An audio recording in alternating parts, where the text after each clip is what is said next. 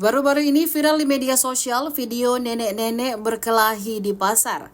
Aksi perkelahian nenek-nenek itu terjadi di pasar tradisional Desa Masalili, Kecamatan Kontunaga, Kabupaten Muna, Sulawesi Tenggara. Dalam video berdurasi sekitar 59 detik itu terlihat kedua nenek-nenek inisial WI dan inisial WP 70 tahun saling berjambak dan berguling di atas jalanan dalam pasar. Beberapa orang warga melihat peristiwa kemudian merekamnya. Sementara beberapa warga lainnya kemudian berusaha melerai keduanya. Tidak berapa lama kemudian perkelahian tersebut berhasil dihentikan oleh warga. Setelah ditelusuri, perkelahian tersebut terjadi pada Jumat 19 Juli 2024 lalu. Diduga perkelahian tersebut dipicu karena masalah asmara. Peristiwa ini terjadi saat suami dari WI inisial LO menjanjikan akan mengawini WP dan sudah membayar adat di depan orang tua kampung.